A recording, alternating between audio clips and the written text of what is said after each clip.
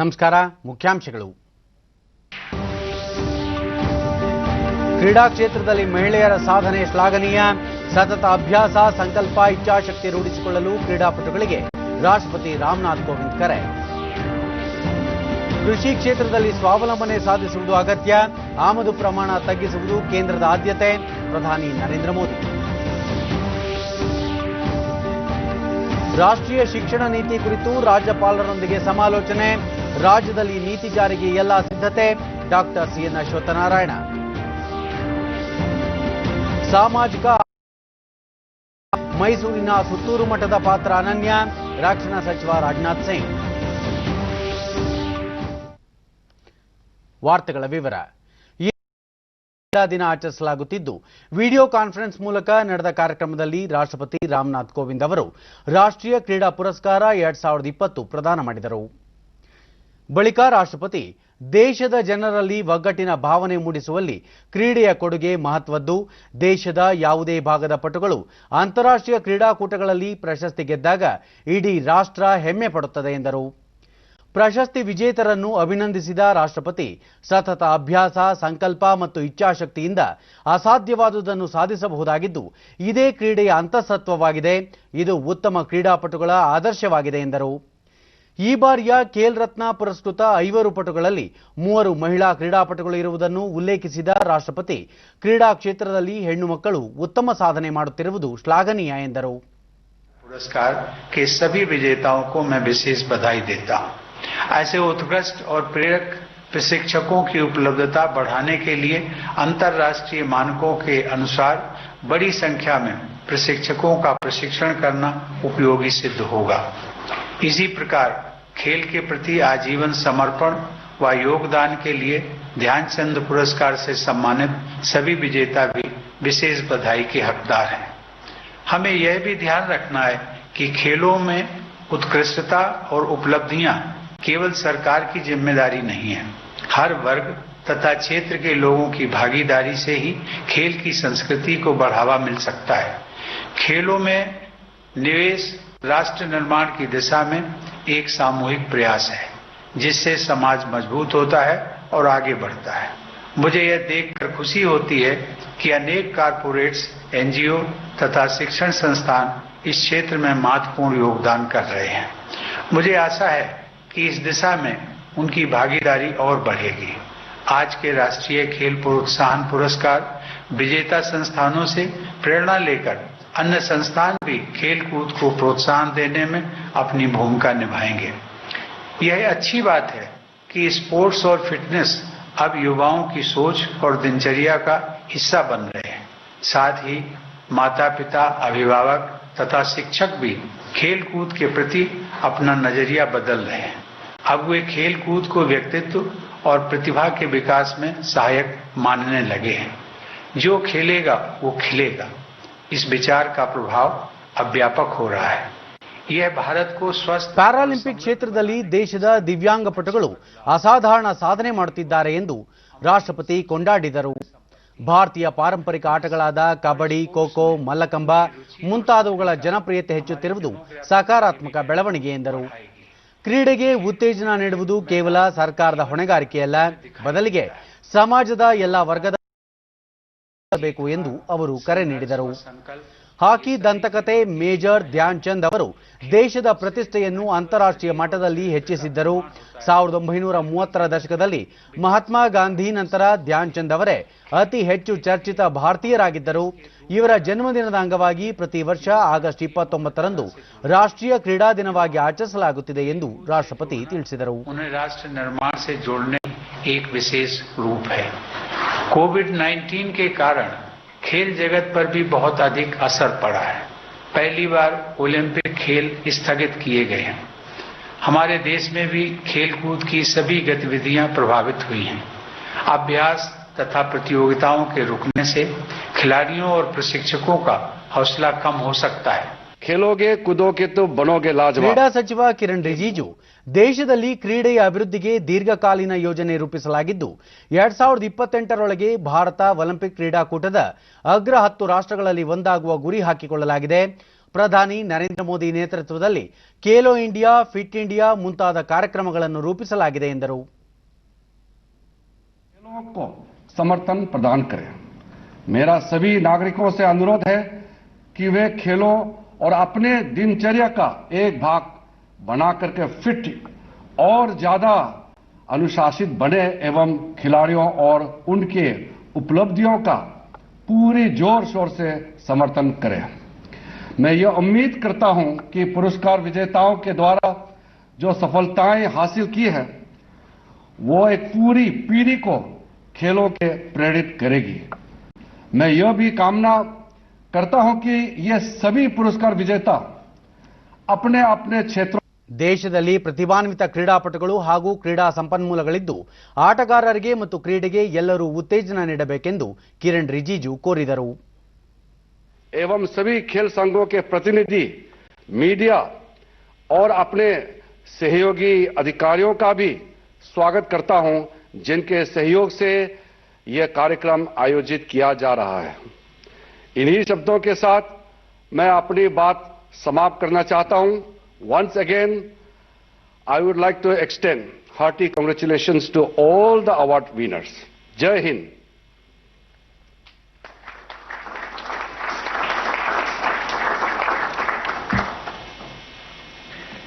Thank you. Rajiv Gandhi Khel Ratna ಪ್ರಶಸ್ತಿಯನ್ನು Paralympic ಪಟು Mariyappan T, ಹಾಕಿ ಆಟಗಾರ್ತಿ ರಾಣಿ, ಟೇಬಲ್ ಟೆನ್ನಿಸ್ ಪಟು ಮನಿಕಾ ಬಾತ್ರಾ ಅವರಿಗೆ ಪ್ರದಾನ ಮಾಡಲಾಯಿತು. ದ್ರೋಣಾಚಾರ್ಯ ಪುರಸ್ಕಾರಗಳನ್ನು ಕಬಡ್ಡಿ ತರಬೇತುದಾರ ಕೃಷ್ಣಕುಮಾರ್ ಹೂಡಾ, ವುಶು ತರಬೇತುದಾರ ಕುಲ್ದೀಪ್ ಕುಮಾರ್ ಹಾಂಡು, ಹಾಕಿ ತರಬೇತುದಾರ ರುಮೇಶ್ ಪಠಾನಿಯಾ, ಬಾಕ್ಸಿಂಗ್ ತರಬೇತುದಾರ ಶಿವಸಿಂಗ್, ಆರ್ಚರಿ ತರಬೇತುದಾರ ಧರ್ಮೇಂದ್ರ ತ್ರಿವಾರಿ, ಪ್ಯಾರಾ ಬ್ಯಾಡ್ಮಿಂಟನ್ ತರಬೇತುದಾರ ಗೌರವ್ ಖನ್ನಾ, ಶೂಟಿಂಗ್ ತರಬೇತುದಾರ Jaspal Rana, Paralympic power lifting ತರಬೇತುದಾರ ವಿಜಯ್ ಬಿ ಮುನೀಶ್ವರ್, ಮಲ್ಲಕಂಬ ತರಬೇತುದಾರ ಯೋಗೇಶ್ ಮಾಲವೀಯ ಅವರಿಗೆ ಪ್ರದಾನ ಮಾಡಲಾಯಿತು. ಕರ್ನಾಟಕದ ಗಾಲ್ಫ್ ಆಟಗಾರ್ತಿ ಅದಿತಿ ಅಶೋಕ್, ಕ್ರಿಕೆಟ್ ಆಟಗಾರ್ತಿ ದೀಪ್ತಿ ಶರ್ಮಾ, ಕುಸ್ತಿಪಟು ದಿವ್ಯಾ ಕಾಕ್ರನ್, ಸತೀಶ್ ನರ್ವಾಲ್, ಮನು ಭಾಕರ್, ಪ್ಯಾರಾಲಿಂಪಿಕ್ ಜಾವ್ಲಿನ್ ಪಟು ಸಂದೀಪ್, ಏರ್ ಪಿಸ್ತೂಲ್ ಪಟು ಸೌರಭ್ ಚೌಧರಿ, ಟೆಂಟ್ ಪೆಕ್ಕಿಂಗ್ನಲ್ಲಿ ಸುಬೇದಾರ್ ಸಾವಂತ್, ಅಜಯ್ ಅನಂತ್ ಸೇರಿದಂತೆ 29 ಪಟುಗಳಿಗೆ ಅರ್ಜುನ ಪ್ರಶಸ್ತಿ ಪ್ರದಾನ ಮಾಡಲಾಯಿತು. ಬೆಂಗಳೂರಿನ ಬ್ಯಾಡ್ಮಿಂಟನ್ ಪಟು ತೃಪ್ತಿ ಮುರಗುಂಡೆ, ಹಾಕಿ ಪಟು ಅಜಿತ್ ಸಿಂಗ್, ಕುಲ್ದೀಪ್ ಸಿಂಗ್ ಬುಲ್ಲರ್, ಜಿನ್ಸಿ ಫಿಲಿಪ್, ಪ್ಯಾರಾ ಅಥ್ಲೀಟ್ ಪಟು ಜೆ ರಂಜಿತ್ ಕುಮಾರ್ ಮತ್ತಿತರರಿಗೆ ಮೇಜರ್ ಧ್ಯಾನ್ ಚಂದ್ ಪ್ರಶಸ್ತಿ ಪ್ರದಾನ ಮಾಡಲಾಯಿತು.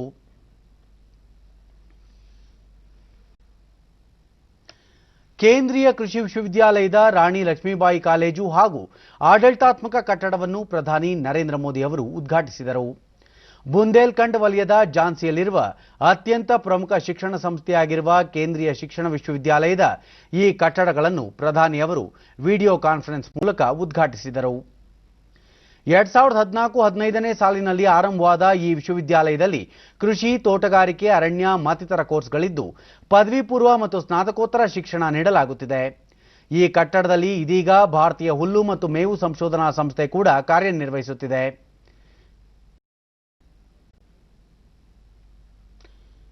ಈ ಸಂದರ್ಭದಲ್ಲಿ ಪ್ರಧಾನಿ ಅವರು ವಿದ್ಯಾರ್ಥಿಗಳೊಂದಿಗೆ ಸಂವಾದ ನಡೆಸುತ್ತಿದ್ದಾರೆ. ವಿದ್ಯಾರ್ಥಿಗಳ ಪ್ರಶ್ನೆಗಳಿಗೆ ಉತ್ತರಿಸಿದ ಪ್ರಧಾನಿ, ಕೃಷಿ ಕ್ಷೇತ್ರದಲ್ಲಿ ಸ್ವಾವಲಂಬನೆ ಸಾಧಿಸುವುದು ಅಗತ್ಯವಾಗಿದೆ. ಖಾದ್ಯ ತೈಲವನ್ನು ಹೆಚ್ಚಿನ ಪ್ರಮಾಣದಲ್ಲಿ ಆಮದು ಮಾಡಿಕೊಳ್ಳುತ್ತಿದ್ದು, ದೇಶೀಯವಾಗಿ ಖಾದ್ಯ ತೈಲ ಉತ್ಪಾದನೆಗೆ ಗಮನ ಹರಿಸಬೇಕು. ಮಹಿಳೆಯರು ಹೆಚ್ಚಿನ ಪ್ರಮಾಣದಲ್ಲಿ ಕೃಷಿ ಚಟುವಟಿಕೆಯಲ್ಲಿ ತೊಡಗಬೇಕು ಎಂದರು. ದೇಶದ ಹಲವೆಡೆ ನೀರಿನ ಅಭಾವವಿದ್ದು ಹನಿ ನೀರಾವರಿಗೆ ಉತ್ತೇಜನ ನೀಡಬೇಕು. ಕಡಿಮೆ ನೀರಿನಿಂದ ಹೆಚ್ಚು ಬೆಳೆ ಬೆಳೆಯುವ ಮಾರ್ಗಗಳನ್ನು ಕಂಡುಕೊಳ್ಳಬೇಕು ಎಂದು ಪ್ರಧಾನಿ ಸಲಹೆ ನೀಡಿದರು. ಇದೀಗ ನೇರ ಪ್ರಸಾರ ವೀಕ್ಷಿಸುತ್ತಿದ್ದೀರಿ. ವಿದ್ಯಾರ್ಥಿಗಳ ಪ್ರಶ್ನೆಗಳಿಗೆ ಪ್ರಧಾನಿ ಅವರು ಉತ್ತರ ನೀಡುತ್ತಿದ್ದಾರೆ. కృషి సంక్షేమ పథకాలు గాని మొత్తం దేశం మొత్తానికి ఎంతో శుభకరంగా ఆశీర్వాదకరంగా ఉన్నాయి సార్. దాని కొరకు మీకు ధన్యవాదాలు తెలియజేస్తున్నాం సార్. देखिए मुझे समझ आ गया देखिए मैं आशीर्वाद देने वालों में से नहीं हूं, मैं तो आपका साथी हूं. मिलकर के प्रकृति के आशीर्वाद लेने हैं, परमात्मा के आशीर्वाद लेने हैं और जो लक्ष्य तय किए हैं उसको पार करना है. अच्छा टोनी, आप बताइए, आप अपनी पढ़ाई के अलावा भी आंध्र प्रदेश की कृषि और ग्रामीण जीवन से जुड़ी प्रैक्टिस को, वहाँ के अलग अलग तरीके हैं, जैसे आप इमली बहुत है, आपके यहाँ हल्दी बहुत है, इन चीजों से इनको परिचित करा रहे हैं क्या? इन सब आपके साथी पूछते हैं क्या आपको? जी जरूर। जी हाँ, हमारे आंध्र प्रदेश में बहुत से धान एवं आम, इसके साथ साथ इमली, तंबाकू और हल्दी का भी बहुत ज्यादा पैदावार होता है सर। इसको मेरे दोस्तों, मेरे साथियों के साथ बहुत शेयर करते हैं और चर्चा भी करते हैं। और मेरा सौभाग्य ये है कि इस केंद्रीय कृषि विश्वविद्यालय में 22 राज्यों का छात्र है सर। मिलके उनके साथ चर्चा करने से मुझे बहुत अच्छा मौका मिला है सर। इसके लिए मैं बहुत इस यूनिवर्सिटी को बहुत धन्यवाद बताना चाहता हूं सर। और इसके साथ झांसी के क्षेत्र के अनुकूल, हम यहाँ इस झांसी के क्षेत्र के अनुकूल चने के संरक्षित खेती यानी कंजर्वेशन एग्रीकल्चर पे काम किए हैं सर, हमारे मास्टर्स डिग्री में। इसमें सर पहला है कम से कम जुताई करना खेती में, और दूसरी है फसलों का चक्कर फॉलो करना, और तीसरी है हमारी जो फसल का अवशेष है वो खेती पे इसे रहने देना या कि बिछा देना। इससे यह होता है कि मृदा के सेहत के साथ साथ मोस्टली प्रोडक्शन एंड प्रोडक्टिविटी पे बहुत इफेक्ट पड़ा है सर। ये तो हमने हमारा मास्टर्स के थीसिस से भी ये इफेक्ट निकला है सर इससे। टोनी, आपको मालूम है ऑस्ट्रेलिया की एक यूनिवर्सिटी के साथ हम लोग 2 क्षेत्रों में रिसर्च का काम कर रहे हैं, एक चना और दूसरा बनाना। दोनों में काफी अच्छा, मैं पिछली बार जब ऑस्ट्रेलिया गया था तो सारे प्रोजेक्ट को देखने गया था। भारत के और ऑस्ट्रेलिया के साइंटिस्ट उस पर काफी काम कर रहे हैं। आपकी यूनिवर्सिटी में अगर शायद हो सकता है वो सारी चीजें वेबसाइट पे होगी तो उससे इस दिशा में आप काम कर सकते हो। देखिए, फर्टिलाइजर का उपयोग कम हो, मुझे लगता है इसके लिए भी बहुत बड़ी जागरूकता फैलाना जरूरी है। और आप पढ़े लिखे नौजवान, जो कृषि जगत से जुड़े हुए नौजवान, ये जब ये बात समझाएंगे किसानों को, उनमें विश्वास पैदा करेंगे। और किसान का स्वभाव है वो कान से सुनी हुई बातों को बहुत कम मानता है। किसान आंख से देखी हुई चीजों पर विश्वास ज्यादा करता है। जब तक आप उसको सफलता दिखाते नहीं हो, वो फॉलो नहीं करता है। तो उस दिशा में कुछ कर रहे हैं क्या आप? जरूर। नॉर्मली देश में किसानों बहुत ज्यादा यूरिया या कि कोई दूसरी फर्टिलाइजर का बहुत ज्यादा प्रयोग करते हैं। ರಾಜ್ಯದಲ್ಲಿ ರಾಷ್ಟ್ರೀಯ ಶಿಕ್ಷಣ ನೀತಿ ಜಾರಿಗೊಳಿಸುವ ಕುರಿತು ಉನ್ನತ ಶಿಕ್ಷಣ ಇಲಾಖೆಯ ಜವಾಬ್ದಾರಿ ಹೊಂದಿರುವ ಉಪಮುಖ್ಯಮಂತ್ರಿ ಡಾಕ್ಟರ್ ಸಿಎನ್ ಅಶ್ವತ್ಥನಾರಾಯಣ ರಾಜ್ಯಪಾಲ ವಜುಭಾಯಿ ವಾಲಾ ಅವರ ಜೊತೆ ನಿನ್ನೆ ಮಹತ್ವದ ಸಮಾಲೋಚನೆ ನಡೆಸಿದರು. ಈ ಸಂದರ್ಭದಲ್ಲಿ ಡಾಕ್ಟರ್ ಅಶ್ವತ್ಥನಾರಾಯಣ ರಾಷ್ಟ್ರೀಯ ನೀತಿ ಜಾರಿಗೆ ಸರ್ಕಾರ ಹೆಜ್ಜೆ ಇಟ್ಟಿದ್ದು, ಇದಕ್ಕಾಗಿ ಕಾರ್ಯಪಡೆ ರಚಿಸಲಾಗಿದೆ, ಹಲವಾರು ಸಭೆಗಳನ್ನು ನಡೆಸಿ ವಿಚಾರ ವಿನಿಮಯ ಮಾಡಿಕೊಂಡಿದ್ದು, ಇಡೀ ದೇಶದಲ್ಲಿಯೇ ಬೇರೆ ರಾಜ್ಯಗಳಿಗೆ ಕರ್ನಾಟಕದಲ್ಲಿ ನೀತಿ ಜಾರಿಗೆ ತರಲಾಗುವುದು. ಈ ಮೂಲಕ ಶಿಕ್ಷಣ ಕ್ಷೇತ್ರದಲ್ಲಿ ಆಗಲಿರುವ ಮಹತ್ವದ ಬದಲಾವಣೆಗಳ ಬಗ್ಗೆಯೂ ಮಾಹಿತಿ ಹಂಚಿಕೊಂಡಿದ್ದಾರೆ. ರಾಜ್ಯ ಸರ್ಕಾರದ ಪ್ರಯತ್ನಕ್ಕೆ ರಾಜ್ಯಪಾಲರು ಸಹ ಬೆಂಬಲ ವ್ಯಕ್ತಪಡಿಸಿದ್ದು, ಕರ್ನಾಟಕದ ಶಿಕ್ಷಣ ಅತ್ಯುನ್ನತ ಮಟ್ಟದಲ್ಲಿದ್ದು ನೂತನ ನೀತಿಯ ಮೂಲಕ ಇದನ್ನು ಮತ್ತಷ್ಟು ಔನ್ನತ್ಯಕ್ಕೆ ಕೊಂಡೊಯ್ಯುವಂತೆ ಸಲಹೆ ನೀಡಿದ್ದಾರೆ. ಚಿಕ್ಕಬಳ್ಳಾಪುರ ಜಿಲ್ಲೆ ಬಾಗೇಪಲ್ಲಿಯಲ್ಲಿ 1 ಕೋಟಿ 20 ಲಕ್ಷ ರೂಪಾಯಿ ವೆಚ್ಚದಲ್ಲಿ ನಿರ್ಮಿಸಲಾಗಿರುವ ಲೋಕೋಪಯೋಗಿ ಇಲಾಖೆಯ ಸಹಾಯಕ ಕಾರ್ಯಪಾಲಕ ಅಭಿಯಂತರರ ಕಚೇರಿಗೆ ಜಿಲ್ಲಾ ಉಸ್ತುವಾರಿ ಮತ್ತು ವೈದ್ಯಕೀಯ ಶಿಕ್ಷಣ ಸಚಿವ ಡಾಕ್ಟರ್ ಕೆ ಸುಧಾಕರ್ ನಿನ್ನೆ ಚಾಲನೆ ನೀಡಿದರು. ನಂತರ ಎಚ್ಎನ್ ವ್ಯಾಲಿ ನೀರು ಹರಿದು ಚಿಕ್ಕಬಳ್ಳಾಪುರ ತಾಲೂಕಿನ ದಿಬ್ಬೂರು ಕೆರೆ ತುಂಬಿರುವ ಸಲುವಾಗಿ ಕೆರೆಗೆ ಬಾಗಿನ ಸಮರ್ಪಿಸಿದರು. ಸಂಸದ ಬಿಎನ್ ಬಚ್ಚೇಗೌಡ, ಶಾಸಕ ಎಸ್ಎನ್ ಸುಬ್ಬಾರೆಡ್ಡಿ, ಜಿಲ್ಲಾ ಪಂಚಾಯಿತಿ ಅಧ್ಯಕ್ಷ ಎಂಬಿ ಚಿಕ್ಕನರಸಿಂಹಯ್ಯ ಮತ್ತಿತರರು ಉಪಸ್ಥಿತರಿದ್ದರು.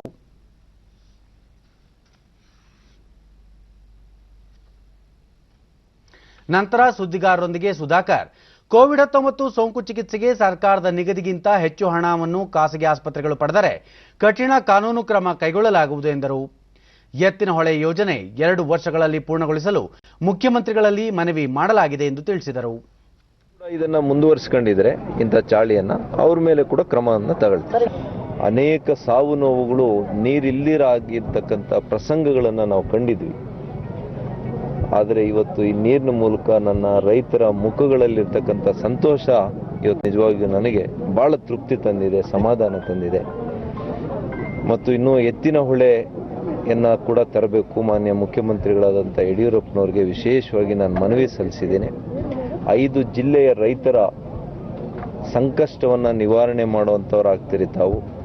ಮುಂದಿನ 2-3 ವರ್ಷಗಳಲ್ಲೇ ಇದಕ್ಕೆ ವಿಶೇಷ ಕಾರ್ಯಯೋಜನೆಯನ್ನು ರೂಪಿಸಿ ಅನುದಾನವನ್ನು ಒದಗಿಸಿ ಈ ಕಾಮಗಾರಿ ಮುಗಿಸ್ಕೊಡ್ಬೇಕು ಅಂತೇಳಿ ನಾನು ಮನವಿ ಮಾಡಿದ್ದೀನಿ. ಅವರು ಕೂಡ ಪೂರಕವಾಗಿ ಸ್ಪಂದಿಸಿದ್ದಾರೆ. ಕೆಲವೇ ದಿನಗಳಲ್ಲಿ ಇದರ ಬಗ್ಗೆ ಉನ್ನತ ಮಟ್ಟದ ಅಧಿಕಾರಿಗಳ ಸಭೆಯನ್ನು ಕೂಡ ಕರಿತೀನಿ ಅಂತೇಳಿ ಮಾನ್ಯ ಮುಖ್ಯಮಂತ್ರಿಗಳಾದಂಥ ಯಡಿಯೂರಪ್ಪನವರು ಹೇಳಿದ್ದಾರೆ. ಕೊರೋನಾ ಸೋಂಕು ನಿಯಂತ್ರಣ ಕ್ರಮಗಳನ್ನು ಪರಿಣಾಮಕಾರಿಯಾಗಿ ಅಳವಡಿಸಿಕೊಂಡು ಸಂಸತ್ತಿನ ಮುಂಗಾರು ಅಧಿವೇಶನ ನಡೆಸಲಾಗುವುದು ಎಂದು ಲೋಕಸಭಾ ಸ್ಪೀಕರ್ ಓಂ ಬಿರ್ಲಾ ಹೇಳಿದ್ದಾರೆ. ಕಲಾಪದ ಸಿದ್ಧತೆ ಕುರಿತು ಪರಿಶೀಲನೆ ನಡೆಸಿದ ನಂತರ ಸುದ್ದಿಗಾರರೊಂದಿಗೆ ಅವರು ಕಲಾಪದ ಸಂದರ್ಭದಲ್ಲಿ ಸದನದಲ್ಲಿ ಕೈಗೊಳ್ಳಬೇಕಿರುವ ಸುರಕ್ಷತಾ ಕ್ರಮಗಳ ಬಗ್ಗೆ ಸೂಕ್ತ ನಿರ್ದೇಶನಗಳನ್ನು ನೀಡಲಾಗಿದೆ. ಸಂಸತ್ತಿನ ಕಾರ್ಯಾಲಯದ ಅಧಿಕಾರಿಗಳು ಮತ್ತು ಸಿಬ್ಬಂದಿಗೂ ಕೂಡ ನಿಯಮಾವಳಿಗಳನ್ನು ಹೊರಡಿಸಲಾಗಿದೆ. ಅಧಿವೇಶನ ಒಳಗೊಂಡಂತೆ ಪ್ರತಿಯೊಬ್ಬರೂ ಕೊರೋನಾ ಸೋಂಕು ಪತ್ತೆ ಪರೀಕ್ಷೆ ಮಾಡಿಸಿಕೊಳ್ಳುವುದು ಕಡ್ಡಾಯ ಎಂದು ಹೇಳಿದರು.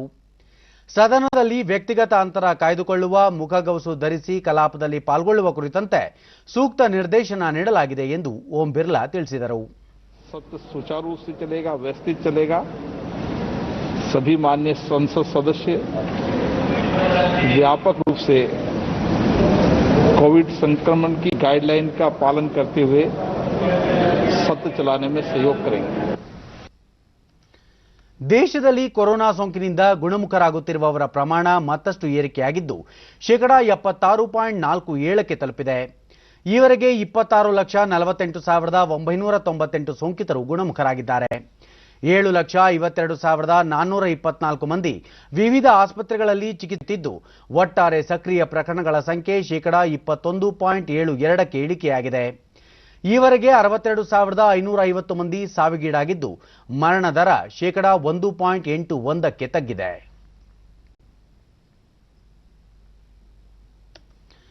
ಕೊರೋನಾ ಬಿಕ್ಕಟ್ಟಿನ ಹಿನ್ನೆಲೆಯಲ್ಲಿ ಕೌಟುಂಬಿಕ ಕಲಹ, ವಾಹನ ಅಪಘಾತ ಪರಿಹಾರ, ಹಣಕಾಸು ಸಂಸ್ಥೆಗಳಿಗೆ ಸಂಬಂಧಿಸಿದ ವ್ಯಾಜ್ಯಗಳು ಸೇರಿದಂತೆ ಇತರೆ ಪ್ರಕರಣಗಳನ್ನು ರಾಜಿ ಸಂಧಾನದ ಮೂಲಕ ಪರಿಹರಿಸುವ ಸಲುವಾಗಿ ಕರ್ನಾಟಕ ಕಾನೂನು ಸೇವಾ ಪ್ರಾಧಿಕಾರ ಸೆಪ್ಟೆಂಬರ್ 19ರಂದು ಈ ಲೋಕ್ ಅದಾಲತ್ ಆಯೋಜಿಸಲು ಮುಂದಾಗಿದೆ.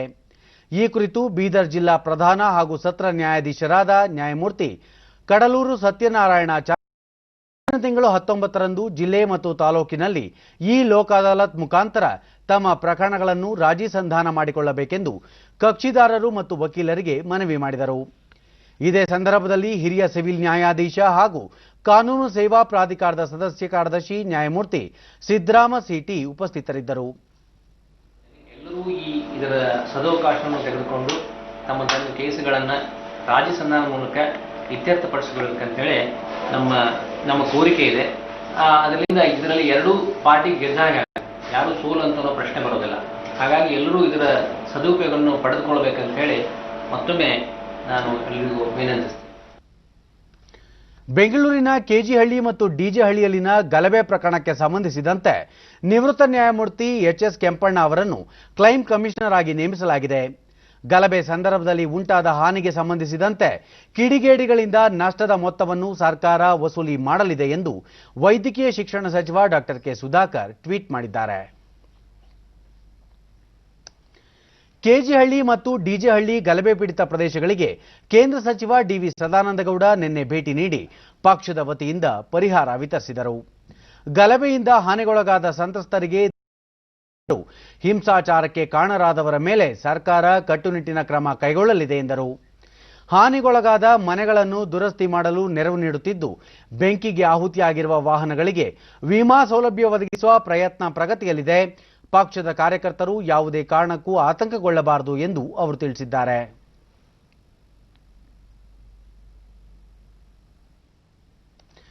ಕೋವಿಡ್-19 ಸೋಂಕು ನಿಯಂತ್ರಣ ಕ್ರಮಗಳೊಂದಿಗೆ ಪ್ರಯಾಣಿಕರನ್ನು ಸುರಕ್ಷಿತವಾಗಿ ಕರೆದೊಯ್ಯುವಲ್ಲಿ ಹುಬ್ಬಳ್ಳಿ ವಿಮಾನ ನಿಲ್ದಾಣ ಹಲವು ಕ್ರಮಗಳನ್ನು ಕೈಗೊಂಡಿದ್ದು, ರಾಜ್ಯದಲ್ಲಿಯೇ ಈ ವರ್ಷದಲ್ಲಿ ಪ್ರಯಾಣಿಕರು ಅತಿ ಹೆಚ್ಚು ಬಳಸಿದ ವಿಮಾನ ನಿಲ್ದಾಣಗಳ ಸಾಲಿನಲ್ಲಿ 3ನೇ ಸ್ಥಾನದಲ್ಲಿದೆ. ಈ ವರ್ಷದ ಕೊನೆಯಲ್ಲಿ ಇನ್ನಷ್ಟು ಪ್ರಗತಿ ಕಾಣಲಿದ್ದೇವೆ ಎಂದು ಕೇಂದ್ರ ಸಂಸದೀಯ ವ್ಯವಹಾರಗಳ ಖಾತೆ ಸಚಿವ ಪ್ರಹ್ಲಾದ್ ಜೋಶಿ ಟ್ವೀಟ್ ಮಾಡುವ ಮೂಲಕ ಸಂತಸ ಹಂಚಿಕೊಂಡಿದ್ದಾರೆ. ದೇಶದಲ್ಲಿ ಪಡಿತರ ವ್ಯವಸ್ಥೆಯ ಸಮಗ್ರ ಸುಧಾರಣೆ ಕುರಿತಂತೆ ಕೇಂದ್ರ ಆಹಾರ ಮತ್ತು ನಾಗರಿಕ ಸರಬರಾಜು ಸಚಿವಾಲಯ ನಿನ್ನೆ ಮಹತ್ವದ ಸಚಿವಾಲಯದ ಕಾರ್ಯದರ್ಶಿ ಸುಧಾಂಶು ಪಾಂಡೆ ಅವರ ಅಧ್ಯಕ್ಷತೆಯಲ್ಲಿ ನಡೆದ ಸಭೆಯಲ್ಲಿ ಸಾರ್ವಜನಿಕ ಸರಬರಾಜು ಯೋಜನೆಯ ಸಮಗ್ರ ನಿರ್ವಹಣೆ ಕುರಿತು ಚರ್ಚಿಸಲಾಗಿದ್ದು, ಒಂದು ದೇಶ ಒಂದು ಪಡಿತರ ಚೀಟಿ ಯೋಜನೆಯನ್ನು ದೇಶಾದ್ಯಂತ ವಿಸ್ತರಿಸಲು ತೀರ್ಮಾನಿಸಲಾಯಿತು. ಇದೇ ಸಂದರ್ಭದಲ್ಲಿ ಒಂದು ರಾಷ್ಟ್ರ ಒಂದು ಪಡಿತರ ಚೀಟಿ ಯೋಜನೆಗೆ ಆಧಾರ್ ಸಂಖ್ಯೆ ಜೋಡಿಸುವ ಹಾಗೂ ಮೊಬೈಲ್ಗಳಿಗೆ ಸಂದೇಶ ರವಾನಿಸುವ ವಿಧಾನಗಳ ಕುರಿತು ಪರಾಮರ್ಶೆ ನಡೆಸಲಾಯಿತು. ಅದರಲ್ಲೂ ಪ್ರಮುಖವಾಗಿ ರಾಷ್ಟ್ರೀಯ ಆಹಾರ ಭದ್ರತಾ ಕಾಯ್ದೆಯಡಿ ಕೋವಿಡ್-19 ಸಂಕಷ್ಟ ಸಂದರ್ಭದಲ್ಲಿ ವಲಸೆ ಕಾರ್ಮಿಕರಿಗೆ ಸಮರ್ಪಕವಾಗಿ ಆಹಾರ ಧಾನ್ಯ ವಿತರಿಸುವ ಕುರಿತಂತೆ ಚರ್ಚೆ ನಡೆಸಲಾಗಿದೆ ಎಂದು ಸಚಿವಾಲಯ ತಿಳಿಸಿದೆ. ಕೇಂದ್ರ ಶಿಕ್ಷಣ ಸಚಿವಾಲಯ ಈ ಬಾರಿಯ ರಾಷ್ಟ್ರೀಯ ಶಿಕ್ಷಕ ಪುರಸ್ಕಾರಕ್ಕೆ ದೇಶಾದ್ಯಂತ 47 ಶಿಕ್ಷಕರನ್ನು ಆಯ್ಕೆ ಮಾಡಿದೆ. ಕಲಬುರಗಿ ಜಿಲ್ಲೆಯ ಅಫಜಲ್ಪುರ ಸರ್ಕಾರಿ ಪ್ರೌಢಶಾಲೆ ಶಿಕ್ಷಕಿ ಸುರೇಖಾ ಜಗನ್ನಾಥ್, ಬೆಂಗಳೂರಿನ ಕೇಂದ್ರೀಯ ವಿದ್ಯಾಲಯದ ಮುಖ್ಯ ಶಿಕ್ಷಕ ಚಮ್ಮಲ್ಲಾರ್ ಷಣ್ಮುಖಂ ಮತ್ತು ದಕ್ಷಿಣ ಕನ್ನಡ ಜಿಲ್ಲೆ ಬೆಳ್ತಂಗಡಿಯ ನಡಾ ಸರ್ಕಾರಿ ಪ್ರೌಢಶಾಲೆಯ ಶಿಕ್ಷಕ ಯಾಕೂಬ್ ರಾಜ್ಯದಿಂದ ಈ ಪ್ರಶಸ್ತಿಗೆ ಆಯ್ಕೆಯಾಗಿದ್ದಾರೆ. ಯಾಕೂಬ್ 1996ರಲ್ಲಿ ಶಿಕ್ಷಕ ವೃತ್ತಿ ಆರಂಭಿಸಿದ್ದು, ಗಣಿತ ಅವರ ಬೋಧನೆಯ ವಿಷಯವಾಗಿದೆ. ಸುಲಭವಾಗಿ ಗಣಿತ ಅರ್ಥೈಸುವ ಸಲುವಾಗಿ ಸರಳ ಗಣಿತ ಎಂಬ ಶೀರ್ಷಿಕೆಯೊಂದಿಗೆ ಸುಮಾರು 300ಕ್ಕೂ ಹೆಚ್ಚು ವಿಡಿಯೋ ಮೂಲಕ ವಿದ್ಯಾರ್ಥಿಗಳು ಸರಳವಾಗಿ ಗಣಿತ ವಿಷಯ ಕಲಿಯಲು ಅವಕಾಶ ಮಾಡಿಕೊಟ್ಟಿದ್ದಾರೆ. ಸ್ಥಳೀಯರ ಸಹಾಯದೊಂದಿಗೆ ತಮ್ಮ ಶಾಲೆಯಲ್ಲಿ ಗಣಿತ ಪ್ರಯೋಗಶಾಲೆಯನ್ನು ನಿರ್ಮಿಸಿ ವಿದ್ಯಾರ್ಥಿಗಳು ಹೆಚ್ಚಿನ ಆಸಕ್ತಿಯಿಂದ ಗಣಿತ ಕಲಿಯಲು ಸಹಕಾರಿಯಾಗಿದ್ದಾರೆ. ಈ ಕಾರ್ಯಕ್ಕೆ ಯಾಕೂಬ್ ಅವರಿಗೆ ರಾಜ್ಯ ಮಟ್ಟದ ಅತ್ಯುತ್ತಮ ಶಿಕ್ಷಕ ಪ್ರಶಸ್ತಿಯೂ ದೊರೆತಿದೆ. ಈ ಕುರಿತು ಡಿಡಿ ನ್ಯೂಸ್ನೊಂದಿಗೆ ಯಾಕೂಬ್ ಇದೀಗ ರಾಷ್ಟ್ರಮಟ್ಟದ ಪ್ರಶಸ್ತಿಗೆ ಆಯ್ಕೆಯಾಗಿರುವುದು ಸಂತಸ ತಂದಿದ್ದು, ಇದು ಪ್ರಾಮಾಣಿಕತೆಗೆ ದೊರೆತ ಪ್ರೋತ್ಸಾಹವಾಗಿದೆ. ಶಾಲೆಯಲ್ಲಿ ಪ್ರಯೋಗಾಲಯ ಸ್ಥಾಪಿಸಿ ಆ ಮೂಲಕ ಸರ್ಕಾರಿ ಶಾಲೆ ಅಭಿವೃದ್ಧಿಗೆ ಕೈಜೋಡಿಸಿದ ಎಲ್ಲರಿಗೂ ಧನ್ಯವಾದ ಅರ್ಪಿಸುವುದಾಗಿ ಹೇಳಿದರು. ಜಿಲ್ಲಾ ಸಾರ್ವಜನಿಕ ಶಿಕ್ಷಣ ಇಲಾಖೆ ಉಪನಿರ್ದೇಶಕ ಮಲ್ಲೇಸ್ವಾಮಿ, ಯಾಕೂಬ್ ಅವರ ಸರಳ ಗಣಿತ ವಿಷಯ ಮಕ್ಕಳಲ್ಲಿ ಗಣಿತ ಕಲಿಯಲು ಪ್ರೇರಣೆಯಾಗಿದೆ. ಅವರಿಗೆ ರಾಷ್ಟ್ರೀಯ ಪುರಸ್ಕಾರ ದೊರೆತಿರುವುದು ಇಡೀ ಜಿಲ್ಲೆಗೆ ಹೆಮ್ಮೆ ತಂದಿದೆ ಎಂದರು. ಕಾರ್ಯವೈಖರಿ ಅವರು ವಿಶೇಷವಾಗಿ ಗಣಿತವನ್ನು ತುಂಬ ಸುಲಲಿತವಾಗಿ ಮತ್ತು ಸುಲಭವಾಗಿ ಮಕ್ಕಳಿಗೆ ಕಲಿಸಲಿಕ್ಕೆ ಬೇಕಾದಂತಹ ಕಲಿಕೋಪಕರಣಗಳನ್ನು, ಸಾಧನೋಪಕರಣಗಳನ್ನು ತಯಾರಿಸಿ ಏನು ಮಕ್ಕಳಿಗೆ ಸುಲಭವಾಗಿ ಗಣಿತವನ್ನು ಕಲಿಸಲಿಕ್ಕೆ ಮತ್ತು ಕಲಿತಂತಹ ಕಲಿಕಾಂಶಗಳು ಅರ್ಥಪೂರ್ಣವಾಗಿ ಮಕ್ಕಳ ಮನಸ್ಸಿನಲ್ಲಿ ಉಳಿಯುವ ರೀತಿ ಸರಳವಾದಂತಹ ಸಾಧನಗಳ ಮುಖಾಂತರ ಕಲಿಸ್ತಾ ಇದ್ದಾರೆ. ಶಿಕ್ಷಕ ಸಂಘದ ಅಧ್ಯಕ್ಷ ಹರೀಶ್ ಕಾರಿಂಜ, ಜಿಲ್ಲೆಯ ಸರ್ಕಾರಿ ಶಾಲೆಯನ್ನು ರಾಷ್ಟ್ರಮಟ್ಟಕ್ಕೆ ಪರಿಚಯಿಸಿದ ಯಾಕೂಬ್ ಅವರ ಶ್ರಮ ಸಾರ್ಥಕವಾಗಿದೆ ಎಂದರು. ಮೈಸೂರಿನ ಸುತ್ತೂರು ಮಠದ ವೀರಸಿಂಹಾಸನ ಮಠದಿಂದ ಡಾಕ್ಟರ್ ಶಿವರಾತ್ರಿ ರಾಜೇಂದ್ರ ಮಹಾಸ್ವಾಮಿ ಅವರ 105ನೇ ಜಯಂತಿ ಮಹೋತ್ಸವವನ್ನು ವರ್ಚುವಲ್ ಮೂಲಕ ಆಯೋಜಿಸಲಾಗಿತ್ತು. ರಕ್ಷಣಾ ಸಚಿವ ರಾಜನಾಥ್ ಸಿಂಗ್ ಕಾರ್ಯಕ್ರಮ ಉದ್ಘಾಟಿಸಿ, ಸುತ್ತೂರು ಮಠ ಆಧ್ಯಾತ್ಮಿಕ ಮೌಲ್ಯಗಳು ಮತ್ತು ಆದರ್ಶಗಳ ಮೇಲೆ ಸಾಮಾಜಿಕ ಮತ್ತು ಆರ್ಥಿಕ ನ್ಯಾಯ ಒದಗಿಸುವ ಕೆಲಸದಲ್ಲಿ ನಿರತವಾಗಿದೆ, ಜೊತೆಗೆ ಅತ್ಯುತ್ತಮ ಕಾರ್ಯನಿರ್ವಹಿಸುತ್ತಿದೆ ಎಂದು ಮೆಚ್ಚುಗೆ ವ್ಯಕ್ತಪಡಿಸಿದರು.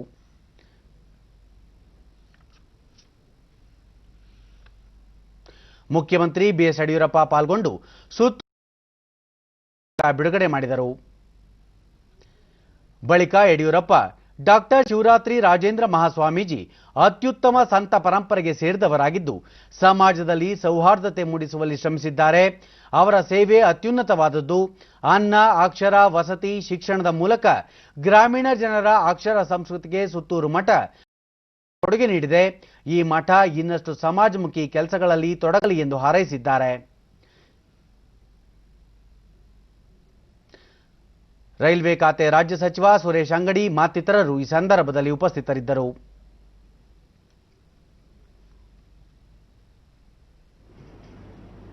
ಜೆಎಸ್ಎಸ್ ಮಹಾವಿದ್ಯಾಪೀಠವನ್ನು ಸ್ಥಾಪಿಸುವ ಮೂಲಕ ಗ್ರಾಮೀಣ ಭಾಗದ ಬಡ ವಿದ್ಯಾರ್ಥಿಗಳಿಗೆ ವಸತಿ ಶಿಕ್ಷಣ ನೀಡುವ ಮಹತ್ ಕಾರ್ಯವನ್ನು ಮಠದ ವತಿಯಿಂದ ಮಾಡಲಾಗಿದೆ. ಈ ಸಂದರ್ಭದಲ್ಲಿ ಶ್ರೀಗಳ ಜೀವನ ಮೌಲ್ಯಗಳು ಹಾಗೂ ಶ್ರೀಮಠದ ಸಾಧನೆಗಳನ್ನು ಬಿಂಬಿಸುವ ಕೃತಿಗಳು ಹಾಗೂ ಅನಿಮೇಷನ್ ಚಿತ್ರಗಳನ್ನು ಬಿಡುಗಡೆಗೊಳಿಸ್ತಾ ಇರುವಂಥದ್ದು ಅತ್ಯಂತ ಔಚಿತ್ಯಪೂರ್ಣವಾಗಿದೆ. ಶ್ರೀಗಳು ಶಾಂತಿ ಹಾಗೂ ಧಾರ್ಮಿಕ ಸಾಮರಸ್ಯದ ರೂವಾರಿಯಾಗಿದ್ದರು. ಈ ಭಾಗದ ಜನರು ಸೌಹಾರ್ದಯುತವಾಗಿ ಬದುಕಲು ಸ್ಫೂರ್ತಿಯಾಗಿದ್ದಾರೆ. ಮಠದ ಅನ್ನದಾಸೋಹ, ಜ್ಞಾನದಾಸೋಹದಂಥ ಸಮಾಜಮುಖಿ ಕಾರ್ಯಕ್ರಮಗಳು ಶ್ರೀಗಳ ಮಾರ್ಗದರ್ಶನದಲ್ಲಿ ನಿರಂತರವಾಗಿ ನಡೆದುಕೊಂಡು ಬಂದಿರುವಂತಹದ್ದು ಶ್ಲಾಘನೀಯ ಸಂಗತಿ. ವಿಧಾನಸಭೆ ಪ್ರತಿಪಕ್ಷದ ನಾಯಕ ಸಿದ್ದರಾಮಯ್ಯ ಅವರು ಸಹ ಸ್ವಾಮೀಜಿ ಅವರ ಕುರಿತಾದ ಕೃತಿಗಳನ್ನು ಬಿಡುಗಡೆ ಮಾಡಿದರು.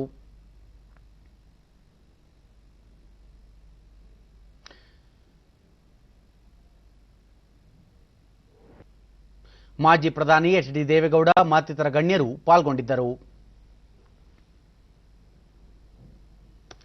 ಮಾವು ಉತ್ಪಾದನೆಯಲ್ಲಿ ರಾಜ್ಯದಲ್ಲೇ 2ನೇ ಸ್ಥಾನದಲ್ಲಿರುವ ರಾಮನಗರ ಜಿಲ್ಲೆಯಲ್ಲಿ ರೈತರು ಹೆಚ್ಚು ಇಳುವರಿ ಹೊಂದುವ ಉದ್ದೇಶದಿಂದ ಪ್ರಾಯೋಗಿಕವಾಗಿ ಇಸ್ರೇಲ್ ಮಾದರಿಯ ಮಾವು ಬೆಳೆಯಲು ಮುಂದಾಗಿದ್ದಾರೆ. ತೋಟಗಾರಿಕಾ ಇಲಾಖೆ ಮಾರ್ಗದರ್ಶನದಲ್ಲಿ ಜಿಲ್ಲೆಯ ಕುರುಬನಹಳ್ಳಿಯಲ್ಲಿ ಇಸ್ರೇಲ್ ಮಾದರಿಯ ರಸಪುರಿ, ತೋತಾಪುರಿ, ಸೇಂದೂರ, ಕೇಸರ್ ಇನ್ನಿತರ ಪ್ರಮುಖ ಮಾವು ತಳಿಗಳನ್ನು ಬೆಳೆಯಲಾಗುತ್ತಿದೆ. ಡಿಡಿ ನ್ಯೂಸ್ನೊಂದಿಗೆ ಪ್ರಗತಿಪರ ರೈತ ಸಿದ್ದಲಿಂಗೇಗೌಡ ಇಸ್ರೇಲ್ ಮಾದರಿಯ ಮಾವು ಬೆಳೆಯುತ್ತಿರುವುದರಿಂದ ಅಧಿಕ ಇಳುವರಿ ಹೊಂದುವ ಬಗ್ಗೆ ತೋಟಗಾರಿಕಾ ಇಲಾಖೆಯವರು ಮಾಹಿತಿ ನೀಡಿದ್ದು 1 ಎಕರೆ ಜಾಗದಲ್ಲಿ 280 ಮಾವು ಗಿಡಗಳನ್ನು ನೆಡಲಾಗಿದೆ ಎಂದು ಮಾಹಿತಿ ನೀಡಿದರು.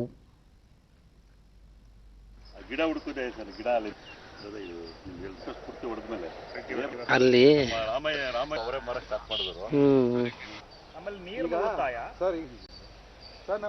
ತುಂಬಾ ಅಧಿಕವಾದಂಥ ಒಂದು ಇಳುವರಿಯನ್ನು ತಗೋಬೋದು ಇಸ್ರೇಲ್ ಮಾದರಿಯಲ್ಲಿ ಮಾಡಿದ್ರೆ ಅಂತ ಹೇಳ್ತಕ್ಕಂಥ ಒಂದು ಮಾಹಿತಿಯನ್ನು ಕೊಟ್ಟಿದ್ದು. ಆ ಒಂದು ದೃಷ್ಟಿಯಿಂದ ನಾವು 1 ಎಕರೆಗೆ 280 ಗಿಡಗಳನ್ನು ನಾವು ಇವತ್ತು ನೆಟ್ಟಿದ್ದೀವಿ. ಆ ಗಿಡಗಳು ಯಾವ ಥರ ಸಿಸ್ಟಮಲ್ಲಿ ಹಾಕ್ಕೊಂಡಿದ್ದೀವಿ ಅಂತಂದರೆ, ನಾವು ಗಿಡ ನೆಟ್ಟಿದ್ದ ಬಾರ್ಡ್ರುಗಳಲ್ಲಿ 15 ಅಡಿ ಸ್ಪೇಸನ್ನು ಕೊಟ್ಟಿದ್ದೀವಿ. ಕಾರಣ ಏನಂದರೆ, ನಾವು ರೋಟ್ರೋವೇಟರ್ ಉಳುಮೆ ಮಾಡಿದ್ರೆ ಗಿಡಗಳಿಗೆ ಸಂಪೂರ್ಣವಾದಂಥ ನಾವು ಪಟದಿಂದ ಪಟಕ್ಕೆ 15 ಅಡಿ ಒಂದು ಡಿಸ್ಟೆನ್ಸ್ ಕೊಟ್ಟಿದ್ದೀವಿ. ಗಿಡದಿಂದ ಗಿಡಕ್ಕೆ 10 ಅಡಿ ಡಿಸ್ಟೆನ್ಸ್ ಕೊಟ್ಟಿದ್ದೀವಿ. ಒಂದು 280 ಗಿಡವನ್ನು ನಾವು ಇವತ್ತು ನಾಟಿಯನ್ನು ಮಾಡಿದ್ದೀವಿ 1 ಎಕರೆಗೆ. ತೋಟಗಾರಿಕೆ ಇಲಾಖೆಯ ಹಿರಿಯ ಸಹಾಯಕ ನಿರ್ದೇಶಕ ಶಂಕರ್ ಇಸ್ರೇಲ್ ಮಾದರಿಯ ಮಾವು ಗಿಡ ನೆಡಲು ಕೇಂದ್ರ ಸರ್ಕಾರದ ಉದ್ಯೋಗ ಖಾತ್ರಿ ಯೋಜನೆಯ ನೆರವು ದೊರೆತಿದ್ದು ಮುಂದಿನ 7 ವರ್ಷಗಳಲ್ಲಿ ಅಧಿಕ ಇಳುವರಿ ಹೊಂದುವ ನಿರೀಕ್ಷೆಯಲ್ಲಿದ್ದೇವೆ ಎಂದರು. ಮೇಂಟೈನ್ ಮಾಡಿಕೊಂಡು ಮಾಡಿದ್ದಾರೆ. ಎಕರೆಗೆ 280 ಗಿಡನ ಅವರು ನಾಟಿ ಮಾಡ್ಕೊಂಡಿದ್ದಾರೆ. ಇದರಲ್ಲಿ ಏನಂದ್ರೆ ಅವರು 7 ವರ್ಷಕ್ಕೆ ಅವರು ಒಂದು 25 ವರ್ಷದಲ್ಲಿ ಏನು ಗಳಿಸ್ಬೋದು ಅಂತ, ನಾವು ಟ್ರೆಡಿಷನಲ್ ಮೆಥಡಲ್ಲಿ 25 ವರ್ಷದಲ್ಲಿ ಗಳಿಸ್ಬೋದಂತ ಒಂದು ಇಳುವರಿನ ಅವರು ಪ್ರಥಮವಾಗಿ 7 ವರ್ಷದಲ್ಲಿ ಅವರು ಅದನ್ನ ಇಳುವರಿನ ತಗೊಳ್ತಾ ಇದ್ದಾರೆ. ತಮಿಳುನಾಡಿನ ಕಾಂಗ್ರೆಸ್ ಸಂಸದ ಎಚ್ ವಸಂತಕುಮಾರ್ ಕೋವಿಡ್-19 ಸೋಂಕಿನಿಂದ ಮೃತರಾಗಿದ್ದಾರೆ. ಅವರಿಗೆ 70 ವರ್ಷ ವಯಸ್ಸಾಗಿತ್ತು. ಕನ್ಯಾಕುಮಾರಿ ಕ್ಷೇತ್ರದ ಸಂಸದರಾಗಿರುವ ಅವರು ಚೆನ್ನೈನಲ್ಲಿ ಚಿಕಿತ್ಸೆ ಪಡೆಯುತ್ತಿದ್ದರು. ಅವರ ನಿಧನಕ್ಕೆ ರಾಷ್ಟ್ರಪತಿ ರಾಮನಾಥ್ ಕೋವಿಂದ್ ಸಂತಾಪ ವ್ಯಕ್ತಪಡಿಸಿದ್ದಾರೆ. ವಸಂತಕುಮಾರ್ ರಾಜಕಾರಣದ ಜೊತೆಗೆ ವ್ಯಾಪಾರ ಕ್ಷೇತ್ರದಲ್ಲೂ ತಮ್ಮನ್ನು ತೊಡಗಿಸಿಕೊಂಡಿದ್ದರು. ಜನಪರರಾಗಿದ್ದ ಅವರ ನಿಧನದಿಂದ ಉಂಟಾಗಿರುವ ನೋವನ್ನು ಭರಿಸುವ ಶಕ್ತಿಯನ್ನು ಸ್ನೇಹಿತರು ಹಾಗೂ ಅವರ ಕುಟುಂಬಕ್ಕೆ ಭಗವಂತ ನೀಡಲಿ ಎಂದು ರಾಷ್ಟ್ರಪತಿ ತಿಳಿಸಿದ್ದಾರೆ. ಪ್ರಧಾನಿ ನರೇಂದ್ರ ಮೋದಿ ತಮ್ಮ ಟ್ವೀಟ್ ಸಂದೇಶದಲ್ಲಿ ವಸಂತಕುಮಾರ್ ಸದಾ ತಮಿಳುನಾಡಿನ ಪ್ರಗತಿಯ ಬಗ್ಗೆ ಆಲೋಚಿಸುತ್ತಿದ್ದರು. ಅವರ ಸಾಮಾಜಿಕ ಸೇವಾ ಪ್ರಯತ್ನಗಳು ದಾಖಲಾರ್ಹ ಎಂದು ಹೇಳಿದ್ದಾರೆ.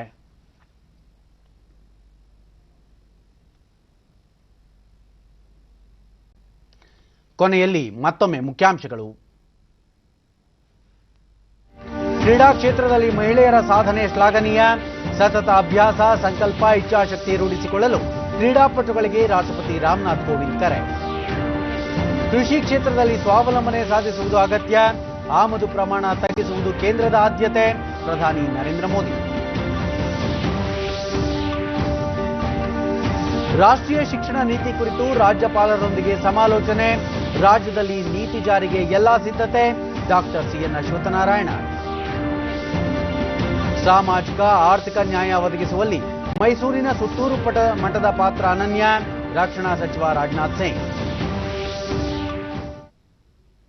ನಮ್ಮ ಮುಂದಿನ ವಾರ್ತಾ ಪ್ರಸಾರ ಮಧ್ಯಾಹ್ನ 4:30ಕ್ಕೆ ಡಿಡಿ ಚಂದನದಲ್ಲಿ. ನಮಸ್ಕಾರ.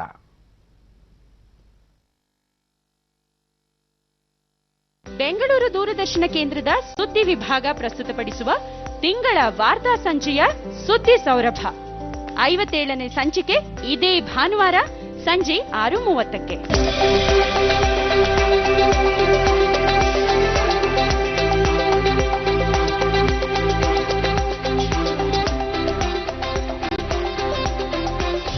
ಮರುಪ್ರಸಾರ ಸೆಪ್ಟೆಂಬರ್ 6ರಂದು ಮಧ್ಯಾಹ್ನ 2 ಗಂಟೆಗೆ. ತಪ್ಪದೇ ವೀಕ್ಷಿಸಿ ಸುದ್ದಿ ಸೌರಭ, ನೆಚ್ಚಿನ ಚಂದನ ವಾಹಿನಿಯಲ್ಲಿ.